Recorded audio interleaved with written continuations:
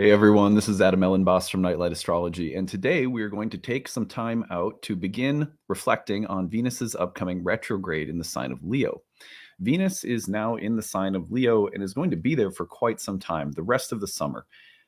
Toward the late part of July, Venus will turn retrograde and will then move retrograde through the sign of Leo all the way until early September. So we're going to take a look at this upcoming Venus retrograde cycle, and we're going to prepare for it today on a spiritual and psychological level. We'll do lots of other things too. As we get closer to Venus's retrograde, we'll do horoscopes. As we get closer to Venus's retrograde, we'll do an archetypal exploration, and we'll talk about Venus retrograde cycles and previous Venus retrograde cycles in Leo and all of that good stuff. But today, as Venus is already in the sign of Leo, I've been meditating on this placement. It's the one that I was born with natally. Venus, my natal Venus is in Leo. And I've been thinking a lot about this as well because the transiting planet Uranus has been squaring my natal Venus. And I can just say that because it's my ascendant ruler and Venus in Leo is so personal to me, I've had the opportunity to meditate really deeply on that archetypal combination of Venus in the sign of the lion, Venus in the sign of the sun. So I've brought some thoughts today that I hope will help all of us to begin preparing for what is surely to be a pretty epic Venus retrograde later this summer, one that's work is already beginning in our hearts since Venus entered Leo recently and hit immediate opposition to Pluto last week. So that's our agenda for today. We're going to talk about the heart as a renewable resource and this Venus retrograde as an opportunity for us to tap into the renewable resource that is the heart and how we can do that and why Venus in Leo is a good opportunity to do that. So that is our agenda for today. As always, don't forget to like and subscribe. It helps the channel to grow, and share your comments in the comments section, because when you do that, the algorithm likes it. It also creates great community space for us to share in our own insights. If you'd like, you can find a transcript of today's talk on my website, which is nightlightastrology.com. And as always, if you have a story to share, use the hashtag #grab to tell us the transit and tell us your story. We aggregate those and occasionally do storytelling episodes. All right, well, let's take a look at Venus's journey through the sign of Leo for starters and talk about this from the standpoint of the cycle's length and the details of the cycle.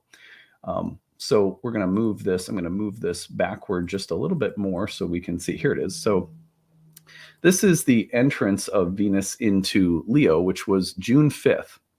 So we've had Venus entering Leo just recently, and as it did so, it immediately hit an opposition to Pluto, and then we worked through the square to Jupiter. So some really big aspects that Venus made in the sign of Leo pretty immediately. Right now, Venus is also co-present with Mars in the sign of Leo, and that'll change a little bit later. But let's take this forward. You can see that Venus is working its way through Leo, and one of the biggest transits that we have early in the month of July is the square between Venus and Leo and Uranus in Taurus. That's happening on July 2nd. That's a pretty exciting transit that will replay itself through the retrograde as well. We'll be talking about that one in depth. Venus then looks like it's going to conjoin Mars, but then what happens is Venus starts slowing down considerably, gets up to about the 28th degree, stations around July 23rd and into the 24th, turns retrograde. From that point forward, Venus's retrograde takes it backward and through the square to Uranus, which happens around August. Looks like it's about August 9th, maybe the 8th a little bit. And then Venus is going to go through the heart of the sun around August 13th. And then as Venus is starting to rise into the morning star position and gaining that distance from the sun, Venus will slow down and station around September 4th, turning direct right around September 4th into the 5th. And then from that point, Venus is going to go forward again. It went backward through the square to Jupiter as well in August. And then it comes back through that square to Jupiter around September 17th. And then it's going to make the square to Uranus again, right around September 29th. And then it finally leaves the sign of Leo and enters Virgo right around October 9th. So we have effectively from June to October, we have Venus in the sign of Leo. So there's a big long opportunity for us to reflect on the archetypal meaning of Venus and Leo. And although, like I said, we're going to take this on in a variety of different ways between now and, say, Venus turning retrograde. We'll do horoscopes. We'll take a few looks at the archetypal combination of Venus and Jupiter, Venus and Uranus, and so on. And we'll obviously take a look at previous retrogrades, because we have had some previous retrogrades to look back at with Venus and Leo. So we will do all of that. Today, what I'd like to do is I want to talk about Venus and Leo and sort of preparing ourselves for this big, long retrograde period, or just even more broadly speaking, the long period of Venus and Leo from, June to October. And I want to talk about 10 ways in which the heart is a renewable resource. And I say that because when Venus is in the sign of the sun, so much of what Venus is connecting to is the symbolism of the heart. The heart can be something that connects us in love, in romance, in friendship, in the things that we're attracted to, in art, all of which have immediate connection to Venus and to the heart, which is ruled by Leo, is a physical organ, but also is associated with the sun. So there's just a heart and soul kind of vibe to Venus and Leo. There's a connection between what we love and the organ of the heart. So I want to, I'm going to share a few things with you guys before I get into my list today. We're going to talk about 10 ways that the heart is a renewable resource and what that even means. First, I want to read you something that I wrote. This is from my book, Fishers of Men, The Gospel of an Ayahuasca Vision Quest, which I wrote, which was published in 2010. And there is a section of this book that I literally wrote it on a notebook. And I wrote it on a notebook right after I finished an ayahuasca ceremony. So it was pretty incredible. So let me try to qualify that a little bit more. So for those of you who don't know what ayahuasca is, this is something that I worked with for about 10 years of my life, pretty regularly, and really was what formed my interest in astrology, yoga, spirituality, that helped me do a lot of healing from the physical form of addiction to the mental, psychological, and ancestral demons connected to addiction in my family. It's a very powerful psychedelic plant medicine that shamans in South Central America have used for quite some time, ceremonially, medicinally. And of course, it is not something that works for everyone, nor is it something that is appropriate for everyone. And I'm not going to get into that, because there's as things become popular, there can be a whole dark side to things as they become more popular. And there is that side of the ayahuasca world as well. But for me, during these years, ayahuasca had an enormously positive and helpful impact on my life, healing. So I wrote a book about my, and I wrote this in my late 20s, this book that came out in 2010 through Tarcher Penguin. Anyway, at the end of one of the ceremonies, I just sat with a notebook in candlelight and I wrote this. And I said, if I had to make a list of my faith statements, if I had no other door to nail them to but the door of my own heart, and I was referring to the Protestant Reformation, no other place to write them down but my own private journal, I would say, when we believe in our heart, we express ourselves from a place of unconditional acceptance. Unconditional acceptance will make every hell into heaven. This message of salvation is always meant for the here and now. Belief in the heart does not make life eternal. It makes eternal life heavenly. The more we contemplate the physical organ of the heart, the easier it is to understand what believe in your heart actually means. The human heart beats itself. We don't know what makes a heart beat other than the fact that it beats itself. We don't know why it starts beating or when it will stop. The fact is that no matter what we do, good or bad, responsible or irresponsible, our heart nourishes us by continuing to beat itself. It is always sustaining us. Therefore, the heart does not have a concept of judgment. It flows with whatever we choose and continues to support us. All human darkness comes from feeling judged, even though we are never judged. The sun is the heart of our solar system. No matter what happens on planet Earth, the sun continues to shine upon us, rising and setting. At night, the moon waxes and wanes. The moon's light is a reflection of the sun's light. No matter what happens, the sustaining rhythm of the heart is present. The heart cannot pass judgment because its nature is its rhythm. That's all the heart does. It lives and beats. Believing in your heart means that you are your heart. Your heart is part of the one heart. Believing in your heart is not something you do because you feel you are wrong or bad or lost. You are never lost because you have always been here and experiencing every step of your journey. There's nothing to accomplish for the sake of the heart. The heart is all there is. Behind every moment you think you are not peaceful or feel dissatisfied, the ability you have to feel that way in the first place is always enabled by your heart. You can learn to see this when you feel afraid or find yourself in any type of place you don't want to be. Connect to your heart. When Jesus talked about believing in your heart, I don't think he was talking about belief in something. Jesus was not talking about believing really hard that a mountain would drop into the sea or believing really hard that he died for your sins. Anybody who stared hard enough at a cup and tried to believe it into floating has realized that this kind of believing doesn't work.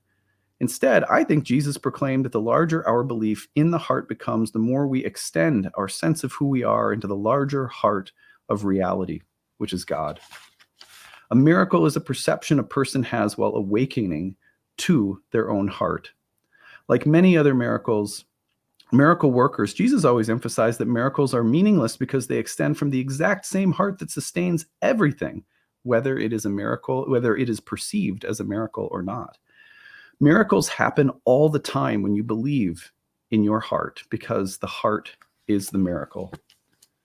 So I look at this now and I'm like, well, it's kind of corny. I don't know. I mean, those are deeply valuable statements to me because I look back on them and I see my 26-year-old, 27-year-old self having gone through a harrowing experience, maybe vomiting and screaming that night. I don't remember exactly the details of that particular ceremony. There were so many of them.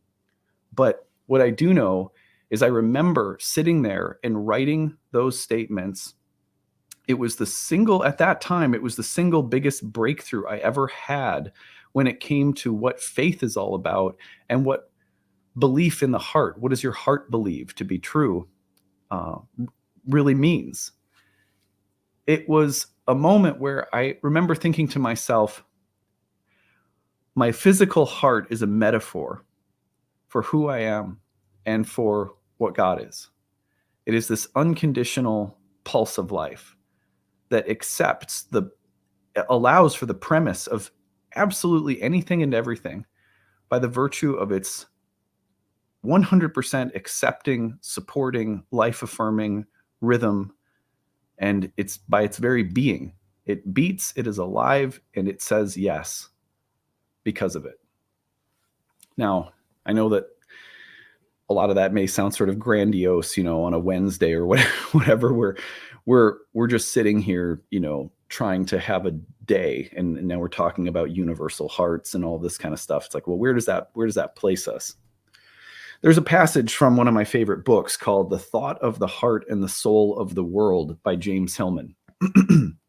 He says a bunch of things about the heart in this book that are amazing, but he says this: when we fall in love, we begin to imagine.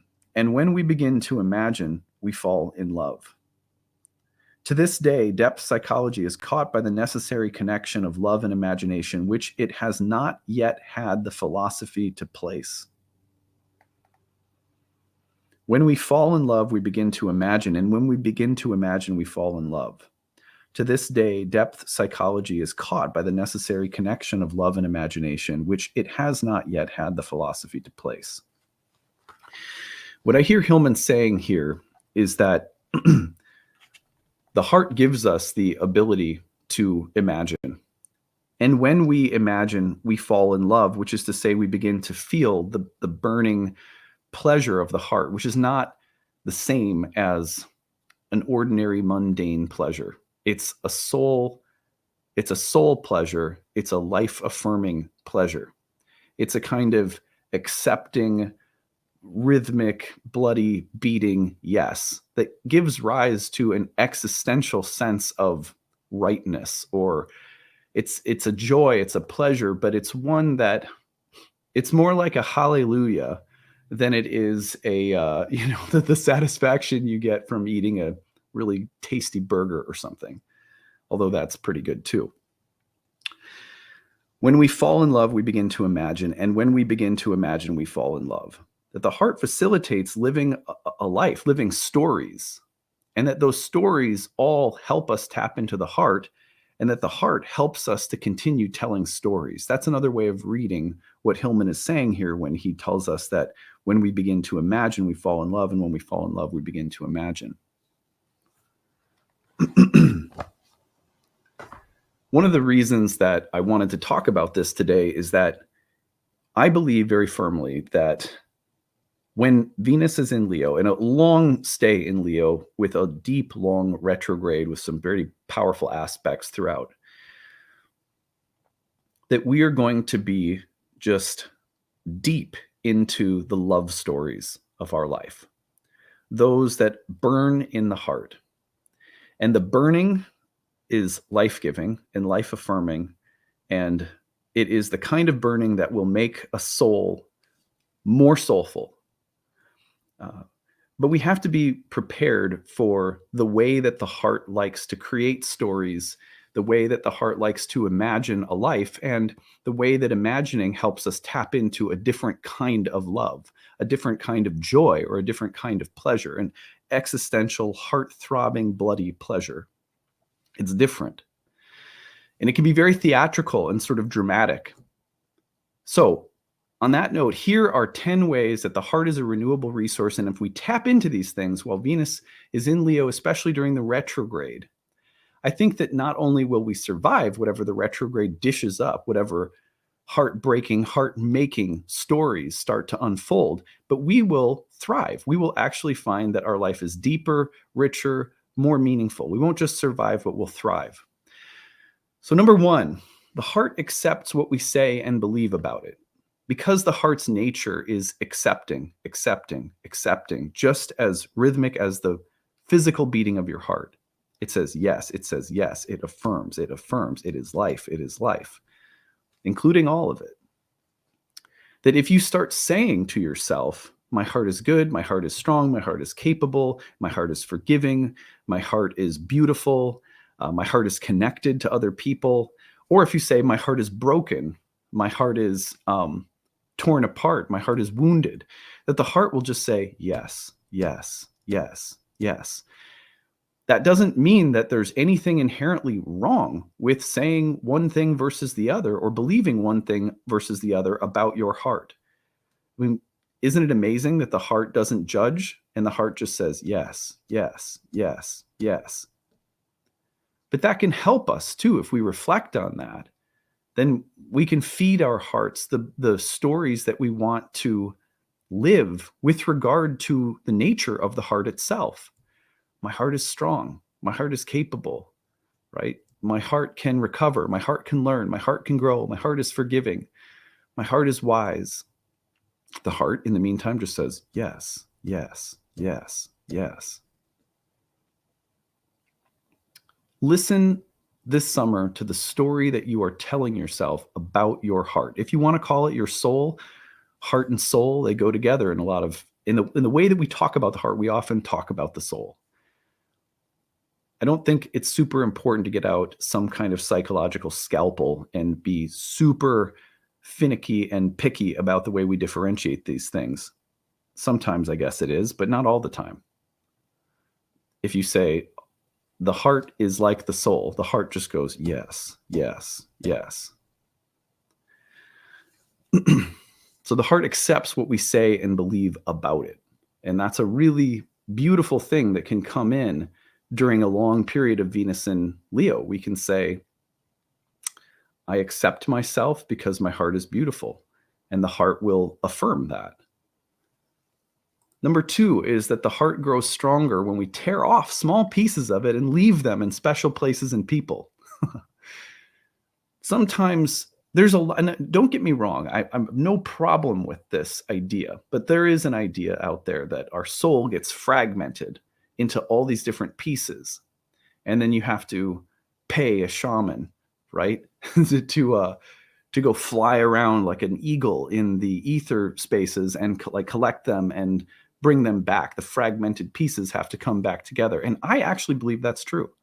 So I don't mean to ridicule that. But there's something else that's also true. It's not that there's only one true paradigm and it's like, well, souls are like I don't know, they're like glass, and if they break, then you have to go collect the pieces and then somehow glue them back together or something. There are many different paradigms. Remember, what we tell our heart about its nature is the heart will simply affirm that. So if we have experienced fragmentation and we have an experience of fragmentation and collecting those pieces and putting them back together, the heart just goes, yes, yes, yes. There's a different way of thinking about the heart too, which is that the heart is an infinitely renewable resource, that you can peel a huge piece of your heart off and you can leave it in Havana, Cuba. I was listening to a song, and I don't remember who did it, but I think the name of the song was Havana. It came on like my suggested song list on Pandora or something. And I was like, ooh, I really like this song. And I think there was a line, something about I left my heart in Havana. You leave a piece of your heart in Havana. You leave some of it in India. You leave it in the girlfriend or boyfriend you had when you were 22. You leave it in your high school best friend in the road trip you took. You tear off pieces of your part. You tear off parts of your heart. You tear off pieces of it and you place them in things and people and experiences. And the heart gets stronger when we do that, when we literally tear off a little piece and give it to someone or something, place it somewhere. Because what happens is, rather than there being like a finite amount of heart that is reduced and then scattered and has to be all collected in some kind of finite manner, there's also a sense in which the heart is infinite. And if you tear off a piece, it grows a new one. That you can't actually reduce the size or amount of heart by tearing a piece off and leaving it in people and places. There's also a truth about the heart, which is that when you tear it off, it's just like tearing a little piece of medicine off from a plant that will continue to grow new leaves and sprout new flowers and so forth. So you can harvest little pieces of the plant and it doesn't threaten the integrity of the life of the plant. It just keeps growing.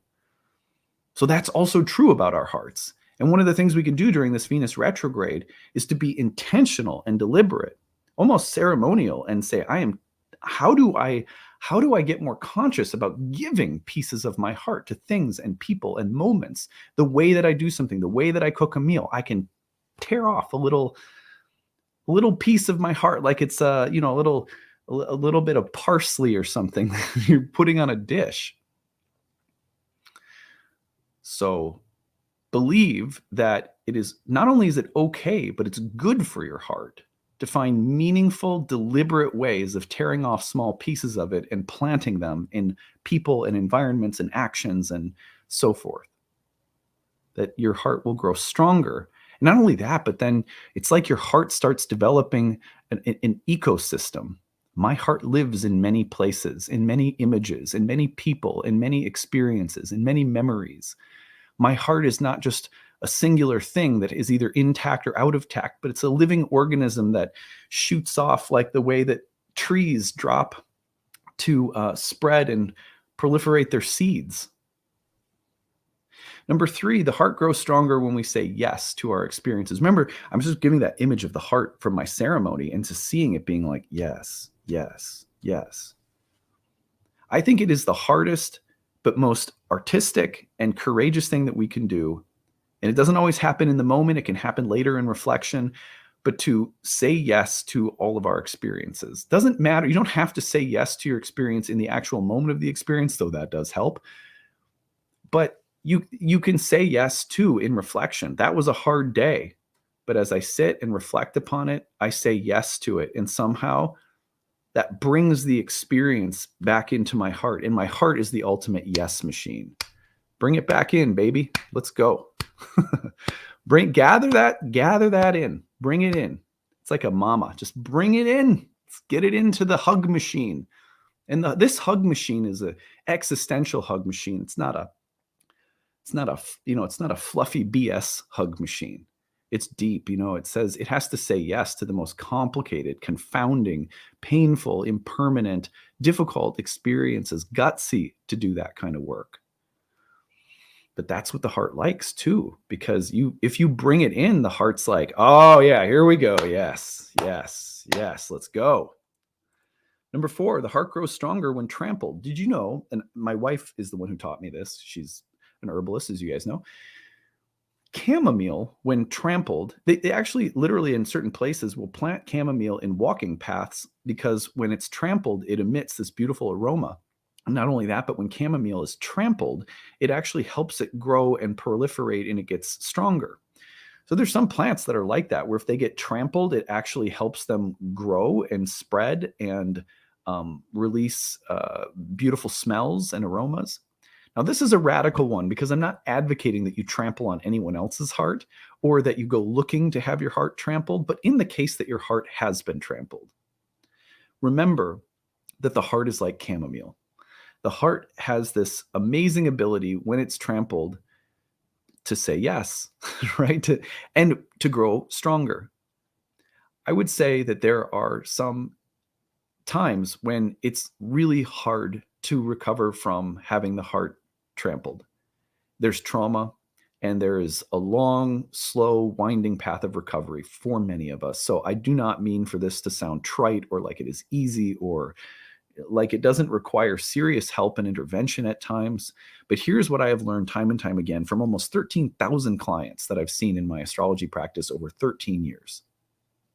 I have seen that most of the time, people who face and deal with trauma, much of which could be described as having had the heart trampled, that most of the people having done that work or in the process of still doing that work, that there is something remarkably strong and courageous about such people. And I think that a lot of people turn to astrology because astrology helps validate the karmic, fated ups and downs of life that we have to live through and that most of us appreciate knowing about and appreciate reflecting upon because we recognize I have learned, I have grown stronger. And I think it comes back to the heart having to say yes to our experiences, but it's the same idea. Consider that the most beautiful aromas that your heart has to offer the world, that you have to realize about yourself, the most beautiful qualities that you can realize about yourself, come when our heart gets trampled. Because guess what? What we end up realizing eventually, I believe it's in this lifetime or the next, that eventually we realize my heart is still okay. It's still beating. It's still affirming. It's still back there just thumping out the most beautiful yes that I've ever heard. Number 5, the heart is already perfect. We realize this in proportion to our ability to accept ourselves. This is a truth that I feel like has been really helpful for me. There's nothing wrong with me. There never has been. There's nothing wrong with you. There never has been. Even the darkest people, the most, our greatest enemies, and even the things that we would probably call evil, and functionally they are. In the world, we experience them as evil. They have a role to play, and we subjectively, we describe it as evil, and it is like, that is what it is on a certain level. But behind the existence of darkness itself, the ability that darkness has to exist and be a thing is sustained because there is a universal heart beating and going, yes, yes, yes, yes. And so what I've realized is that this universe, with the inclusion of everything that in our experience can be described as ugly, dark, evil, etc., everything is also in this incredibly transcendent way that baffles me most of the time, perfect. And when I realize that, when I take that and I apply it to myself as a dad or as a husband or as a friend or as an astrologer, as a employer to the people that I employ to help my programs and stuff like that, and the responsibilities I have and whether I'm doing a good job of it or not. How am I performing as a dad today? All these things, that there's a time where I reach this space pretty often where I just have to go, I am perfect exactly as I am. It's some cosmic Mr. Rogers happy horse shit, but it is true, you know? The more deeply I can accept myself just as I am, the more that I am able to actually feel my heart. Number 6, the heart connects to entire networks of hearts through compassion, forgiveness, and empathy. Through listening, even something as simple as that. See, the thing is that we're all like, as souls, as beings in creation, we're all sort of like satellites, little satellite hearts orbiting the great heart. And it's a mystery because it's not easy to point to where that heart is or what it looks like, but we're all a part of and orbiting this one tremendous heart. We're not meant to be living life in a vacuum. Our heart, by its very nature, needs to have the experience of being connected. So many times I hear people in my daily counseling sessions, looking at birth charts, fearing that the need that they have for positive, healthy attachment, dependence, interdependence, relationship, love, reciprocation is somehow evidence of something that is wrong with them. I am not self-sufficient. I am not capable. I am not autonomous. I am not sovereign. I am not self-governing. And so all of these things that I need or want or hope for that with regard to my relationships are only there because I have yet to become capable enough and independent enough. And honestly, this is just a modern bullshit myth. That we've taken individuality to such an extreme is problematic. Now, I personally help people all the time to also disentangle themselves from, being overly dependent upon substances or people or whatever. So I can readily acknowledge that people need to individuate and that individuality and self-sustaining qualities are vital, right? But not to the extent that most people think they are these days. We live in a relational reality that needs heart and soul connections. That is like water. Psychically, we are like malnourished when we live in little isolated spaces, projecting images of each other and not having real connections, for example. And I'm not going to tell you what a real connection is or isn't, but I bet you know what one feels like. So how do we connect our hearts to other people? And this Venus retrograde can be an amazing time to look at our lives and say, is this a heart and soul connection? Do I have them in my lives? Where do I need them? Where am I like thirsty for heart connection to someone else? Well, the heart connects to entire networks of other hearts through compassion, being present for the pain and suffering of other people, forgiveness, the act of forgiving people that have wronged us or that have harmed us, who are seeking forgiveness. And even if they're not seeking forgiveness, we can do the forgiving in our own hearts, and through empathy or just through listening.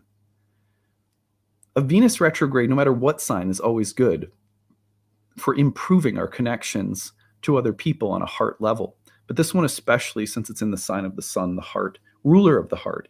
Number 7, the heart doesn't need the mind to justify its desires, attractions, or aversions. I'm not saying the mind and the heart can have no connection to one another. Of course they can. They can have a very positive one. But a lot of the times what I notice for myself is my heart feels a feeling. I feel myself attracted to something, maybe a little bit averse to something. I can feel my joys, my desires, my attractions, my aversions. And then my mind goes, let me just check in and make sure this is all appropriate and all okay. And it's like, you're not the boss of me. You know what I mean? You're a helpful ally. But our minds sometimes act like they are critics, judges, and overseers that are telling us whether the heart is okay or not. And I think we need to move the mind into the role of friend, conversational ally, but not judge, supervisor, and giving stamp of approval. Cooperator. That's a better role for the mind in relation to the heart. And these are things that can become so much more obvious when Venus is retrograde in the sign of the lion, in the sign of the heart. Number 8, the heart's most life-affirming gesture is to let things go while continuing to stay open. Hurts, challenging moments. There is a way in which the most radical thing the heart can do. I mean, so much of it comes back to that yes, yes, yes. But another way that we can say yes is to let things flow through, to just let them pass like water flowing through us. We can bring it through the heart and let it pass through. It's very purifying. And I'm not talking about things where, we can't just let something go. We got to deal with it, right? I'm talking about how many times during your day would it be easier to say, oh, look at that. That's interesting. Let it pass through the big yes tributary of my heart, accept it, give it a big sunny hug somewhere, and let it keep flowing. Is one of the most amazing things that we can do, because then we can have a good sense of humor about it. People say things that are absurd. They're doing things that are crazy. And we can be like, yeah, I've let some crazy shit pass through the river of my heart too. And we can laugh rather than being like, well, that's not allowed in my heart space. So there must be something wrong with you. When we let things flow through us and just observe and kind of appreciate, laugh a little bit, but let little things flow through rather than scrutinizing them and this is good and this is bad and judging and meticulously making our mind analyze and dissect everything. Just letting things flow through, it makes us so much more lovable and likable because we become deeper empathizers while also being less judgmental. Number 9, the heart is fed by storytelling. Another thing that I hear people of like averse to, and this is sort of new age stuff. I saw this a lot in the yoga community that I was a part of. We owned a yoga studio for a long time. People are like, I got to get out of all of my stories and just stay present. It's like, okay, I get that, right? It's like on a certain level, like, okay, yes. If you're getting lost in like all of these crazy stories and you need to come to the present moment because the stories are dictating your happiness and they're just spinning you out, then okay, get out of storytelling and come to the present moment. Breathe, take a walk, get in your body. Totally appropriate advice. But sometimes it goes too far. And people think that somehow your life isn't a story. No. In fact, it is not just a story. It is like the most grand, dramatic, choose your own adventure story meets opera, meets summer blockbuster. And there's, not just one storyline, but there's like 15 protagonists and 15 storylines. And our life is meant to be imagined along and lived like a dramatic play. And we should soak that up. There's nothing wrong with it. Getting lost in the beautiful storylines of our lives is for most of us enriching so long as we can have the ability to come back to the present and realize that, what our heart is doing is our heart is like laying in the flowers, looking up at the clouds, plucking images out of the clouds. Like, what a great way to spend an afternoon. What's wrong with that? You're going to deny yourself the ability to imagine a life story just because it's rather subjective. There are multiple possibilities. You can get lost in them. Or that's dangerous. Stay away from storytelling. No. Know that storytelling and imagination and fantasy and romance and adventure feed the heart and help us to ultimately tap back into the heart, because all stories lead back to the same place. The happily ever after, the painful letting go, the difficult tragedy, all of these stories lead us back to the same place, and it's the heart anyway. So what's the danger in letting our lives live out stories? Nothing. So a little advocating for stories, storytelling, and living a life that is imagined along. And if you need to, come back to the present moment, get in your body, get grounded, and check out, get out of the storytelling if you need to. Let's stop hating on storytelling. And finally, number 10, the heart is more than a physical organ, but you can know it by meditating on the physical organ.